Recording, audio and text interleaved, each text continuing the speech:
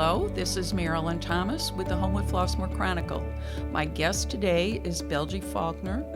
He's a candidate for the Flossmoor Village Board, and we're going to have a discussion about bringing business into town, finances, and the general makeup of Flossmoor, which he finds enjoyable and a great place to live. And I want to welcome you. Thank you for coming. Thank you so much, Marilyn. I want to start by asking you if you could give us some of your professional and background so that voters can understand what you feel you can offer to the village. Okay, well, that's pretty easy. So I am a former business owner, operated a number of businesses. My family used to own Harvey Chrysler Plymouth, and so I was instrumental in that, as well as owning my own entertainment production house. And so I think my skill set in the business realm would be advantageous and be a good thing for the village. I certainly have a lot of experience with organizational aspects of running things and or people pleasing and disseminating information. And so, of course, I understand how numbers work and profit and loss statements, all that good stuff that comes with running a business. And so I think I would be a plus. Okay. And I just want to ask, do I understand that you are an HF grad?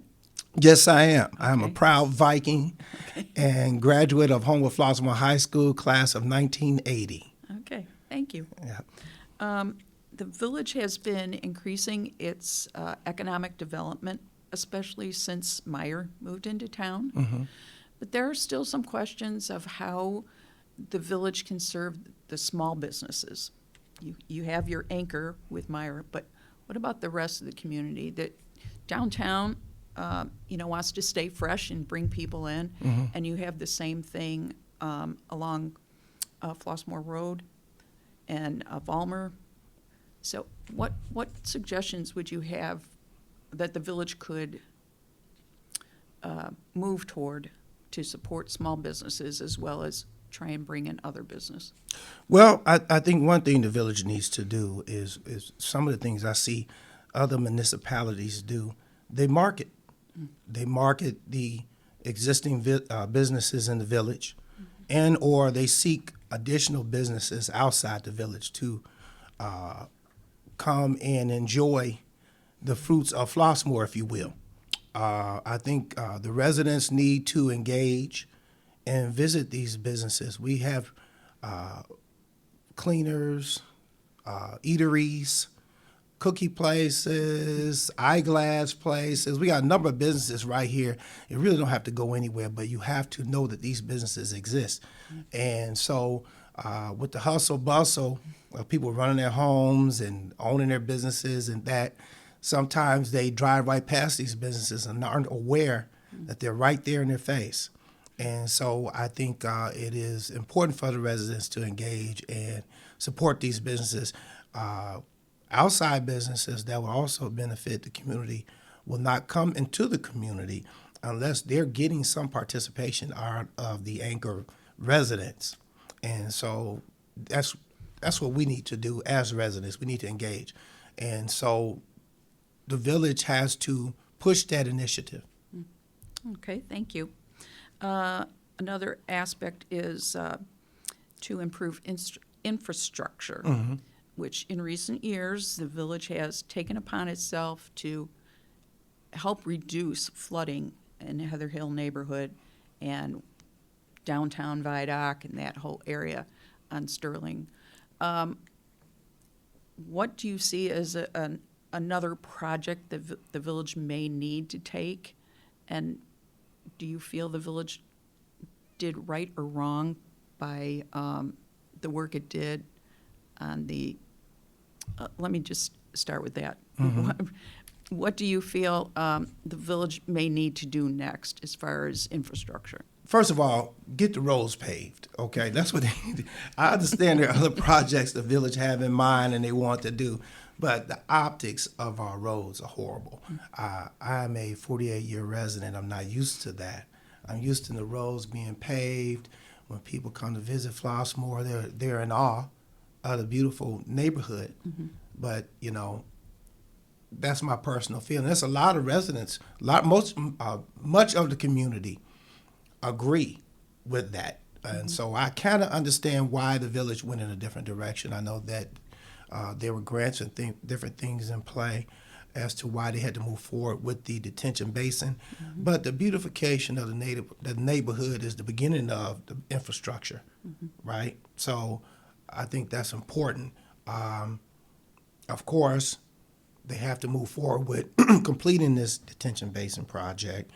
I think a lot of the groundswell from the community, the disdain about the project was how it went about, how it was kind of sprung on the neighbors or the residents of the particular area, i.e. Heather Hill. The residents feel as though it came out of the blue. That's not what leadership is saying, but that's how the residents feel because the information wasn't given out to the residents. Everyone can't physically engage as we all would hope, but information has to go out to move forward on major projects, especially 50 feet from the elementary school door. And so we certainly need more businesses. We are land poor, so it's not a lot of areas that we can build, but we have to be strategic about who we allow to come into our village. I understand that there's another possible project with some townhomes to be built, and I think that's wise. We don't have a lot of choices, but it certainly needs to be a project of that magnitude. Okay, thank you. Yes, the Heather Hill Basin raised a lot of ire among the residents. And you're talking about communicating. So what would have been a better option to communicate? You'd like to communicate about the businesses in town and communicate about projects. Do you have an idea of how to go about that? Oh, yeah, it's simple. This is the information age. There's too many avenues to communicate, and you got to explore them all, whether it be door knockers. Personally, I think it should have been a referendum for the voters to have a say-so. I don't think it should have been a rubber stamp for leadership to make that decision, especially when you're talking about such a major infrastructure or a major project in the village. You're talking about changing the landscape of a community. So I think the voters should have had a right to have some say-so on that. I understand why it's being done to, I'm going to say allegedly eliminate some flooding because, the jury is still in, deliberation about that. I don't know if it's going to necessarily do the job, but with engineers involved in that, we should hope that it eliminates the flooding that has taken place for years. But I still feel that the community should have had some say-so, or at least feel like they had some say-so. I think they found out about it in the 11th hour when really the decisions were made. Okay. Heather Hill is one example. Another example is the release of former police chief Gerald Jones from his position. Okay. Some residents think there could have been a better way. These are big decisions that the board took on, and they split the board. So what perspective would you bring for major questions like that? Bring people in for hearing? It's a personnel matter, too. So you have to draw the line somewhere on how much information you can offer residents and how much input you can ask of them. It still falls to the board. Yeah, at the end of the day, it falls on the board, the final decisions, right? But it's just like a marriage. You're not going to have, and really, the leadership is married to the village, to the community. You're not going to have a successful marriage without total honesty and communication. This thing that happened with with the police chief. The final answers were never really put out there. It was discussed that we will give the information, we will tell you what happened at the end of the day, but it's a lot of he said and hearsay, and so at the end of the day, even I, a person that find myself engaging, don't really know all the answers. And as you stated, it's not necessarily for the community to make the final judgment. Leadership has to do that. That's why you put leadership in place to make final decisions like that. But you still got to allow the community to know what happened. And if you're going to say that you're going to tell the community, you got to tell them. You can't sweep it under the rug. You can't dance around it. Let them understand, let the community know that it was a personnel matter, and you got to put it out there. If you're going to make the decision, you got to put it out there. But your decision as leadership still has to stand. Okay. Now, you're a longtime resident of Flossmoor. Lots has changed, but at the same time, lots of activity in the village has raised its stature. The Martin Luther King 10th anniversary of Day of Service, that's drawing a lot of attention to Flossmoor. Your arts in the village, scattered around the village, and you have a great arts council. There are a lot of positive things going on in town. Have you been involved in any of those, or is there anything in particular that you would support for another step up? Well, I tell you, you got to give kudos what kudos are due, right? So when I looked up and saw the Black History Month flags through the village, and I remember 48 years ago, you would not have seen such a thing. And so it brought a smile to my face. I mean, I've seen different events and projects take place in the village that are positive and going in positive directions for the village, and especially with the fact that we're so diverse. And everybody gets a moment to shine in the village with flags and that. And so I don't think there's anything wrong with the direction that leadership is taking in being inclusive in that matter or in that manner. Okay. I just think they can do a better job with their information process to the residents of the village. Okay. But I think they're going in a positive direction. Everyone wants to be included, feel inclusive. And so there can always be more effort in that, regardless of the neighborhood you live in, to make as many residents feel included as possible in their community. Okay. Yeah, I'm a little guilty as far as not being as engaged, being in business, running a household. I have 2 children, growing up in Flossmoor. And so I didn't necessarily have the time to be as engaged. Now I do, because I'm no longer in the business field of owning my own business. And so I'm becoming more engaged. And with this election coming up April 1st, many of my neighbors asked me to get more engaged and get engaged on another level. And so here I am. So look out, Flossmoor. And you obviously have a lot of business knowledge to share with the village. And, the village's hand is kind of tied as far as finances, because they're non-home rule. They can only